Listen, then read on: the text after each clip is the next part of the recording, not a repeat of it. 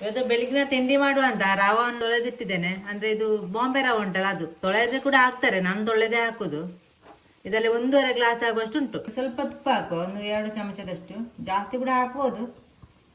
ಈಗ ಸ್ವಲ್ಪ ಸಾಸಿವೆ ಹಾಕುವ, ಸ್ವಲ್ಪ ಉದ್ದಿನ ಬೇಳೆ, ಇದನ್ನು ತೊಳೆದೇ ಹಾಕುದು ನಾನು. ಸಾಸಿವೆ ಸಿಡಿತಾ ಉಂಟು, ಮೆಣಸೆಲ್ಲ ಹಾಕುವ ತುಂಡು ಮಾಡಿ, ಒಣಮೆಣಸು, ಸ್ವಲ್ಪ ಕರಿಬೇವಿನ ಸೊಪ್ಪು, ಅದನ್ನು ಚಿಕ್ಕ ಚಿಕ್ಕ ತುಂಡು ಮಾಡಿದ್ದೇನೆ. ಸ್ವಲ್ಪ ಗೋಡಂಬಿ, ಅದನ್ನು ತೊಳೆದು ತಂದದ್ದು, ಮತ್ತೆ ಚಿಕ್ಕ ಚಿಕ್ಕ ತುಂಡು ಕೂಡ ಮಾಡಿದ್ದೇನೆ. ಚಂದ ಮಾಡಿ ಫ್ರೈ ಆಯಿತು, ಸ್ವಲ್ಪ ತೆಗೆದಿಡುವ.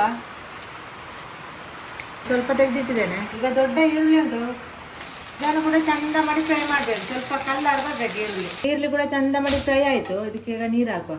ಈ ಗ್ಲಾಸಲ್ಲಿ 3 ಗ್ಲಾಸ್ ನೀರು ಹಾಕ್ತೇನೆ. 1.5 ಗ್ಲಾಸ್ ತಗೊಂಡದ್ದು ರವನ್ನು. 1.5 ಗ್ಲಾಸ್ ರವಕ್ಕೆ 3 ಗ್ಲಾಸ್ ನೀರು, ಮತ್ತೆ ಉಪ್ಪು ರುಚಿಗೆ ಬೇಕಾದಷ್ಟು ಹಾಕುವ.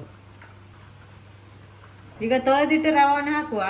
ಅದು ಕುದಿ ಬರೋ ಮೊದಲೇ ಹಾಕುವ, ಯಾಕಂತ ಹೇಳಿದ್ರೆ ನಾನು ತೊಳೆದಿಟ್ಟಿದ್ದೇನಲ್ಲ, ಮತ್ತೆ ಅದು ಗಂಟು ಉಂಟಾಗ್ತದೆ ಅದಕ್ಕೆ. ಇಲ್ಲದೆ ಕುದಿ ಬಂದ ನಂತರ ರವ ಹಾಕೋದು. ನಾನು ಕುದಿ ಬರೋ ಮೊದಲೇ ಹಾಕಿದ್ದೇನೆ, ಯಾಕಂತ ಹೇಳಿದ್ರೆ ನಾನು ತೊಳೆದಿಟ್ಟಿದ್ದೇನಲ್ಲ ರವವನ್ನು, ಅದು ಮತ್ತೆ ಗಂಟು ಉಂಟಾಗ್ತದೆ. ಈಗ ಗಂಟು ಉಂಟು ಹೋಯ್ತು ನೋಡಿ. ರವನ್ನು ತೊಳೆದಿದ್ರೆ ಅದು ಧೂಳೆಲ್ಲ ಇರ್ತದೆ, ಅದಕ್ಕೆ ಬಗ್ಗೆ ತೊಳೆದು ಹಾಕೋದು. ಈಗ ಸ್ವಲ್ಪ ಅರಶಿನ ಹುಡಿ ಹಾಕ್ತೇನೆ, ಕಲರ್ಗೆ ಮಾತ್ರ. ಇದನ್ನೀಗ ಚಂದ ಮಾಡಿ ಮಿಕ್ಸಿ ಮಾಡುವ.